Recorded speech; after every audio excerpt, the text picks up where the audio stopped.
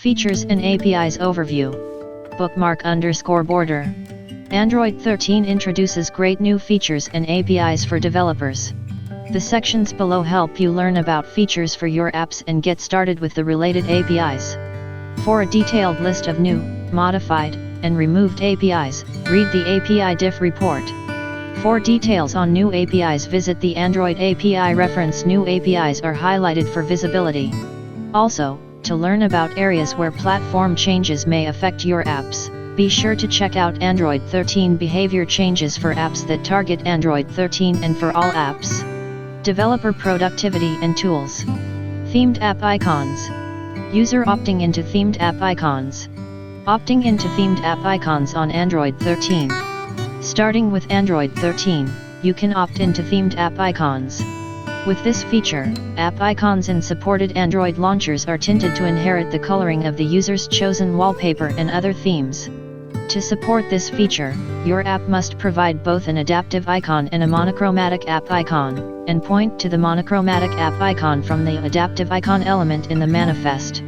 If a user has enabled themed app icons, in other words, turned on the themed icons toggle in system settings, and the launcher supports this feature, the system uses the coloring of the user's chosen wallpaper and theme to determine the tint color, which it then applies to the monochromatic app icon. The home screen does not display the themed app icon and instead displays the adaptive or standard app icon in any of the following scenarios. If the user hasn't enabled themed app icons.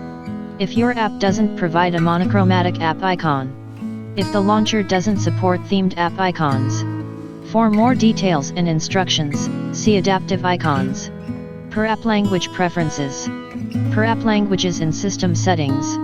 In many cases, multilingual users set their system language to one language such as English, but they want to select other languages for specific apps, such as Dutch, Chinese, or Hindi. To help apps provide a better experience for these users, Android 13 introduces the following features for apps that support multiple languages. System settings, a centralized location where users can select a preferred language for each app. Your app must declare the Android locale config attribute in your app's manifest to tell the system that it supports multiple languages. To learn more, see the instructions for creating a resource file and declaring it in your app's manifest file. Additional APIs. These public APIs, such as the set application locales, and get application locales, methods in Locale Manager, let apps set a different language from the system language at runtime. These APIs automatically sync with system settings, therefore, apps that use these APIs to create custom in-app language pickers will ensure their users have a consistent user experience regardless of where they select their language preferences. The public APIs also help you reduce the amount of boilerplate code. They support split APKs, and they support auto backup for apps to store app-level user language settings. For backward compatibility with previous Android versions, equivalent APIs are also available in Android X. We recommend using the APIs added in AppCompat 1.6.0 Beta 01 or higher. Apps that don't support multiple languages are not impacted by these changes. Improved text and language support. Android 13 includes several features, text and language improvements that help you deliver a more polished experience, which the following sections describe. Faster hyphenation. Hyphenation makes wrap text easier to read and helps make your UI more adaptive.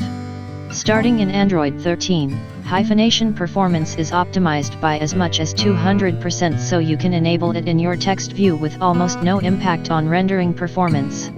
To enable faster hyphenation, use the full fast or normal fast frequencies and set hyphenation frequency. Text conversion APIs. People who speak languages like Japanese and Chinese use phonetic lettering input methods, which often slow down searching, and features like auto-completion. In Android 13, apps can call the new text conversion API so users can find what they're looking for faster and easier. Previously, for example, searching required a Japanese user to do these steps. Input hiragana as the phonetic pronunciation of their search term, such as a place or an app name. Use the keyboard to convert the hiragana characters to kanji. Research using the kanji characters. Finally, get their search results. With the new text conversion API, Japanese users can type in hiragana and immediately see kanji search results live, skipping steps 2 and 3. Improved line heights for non-Latin scripts.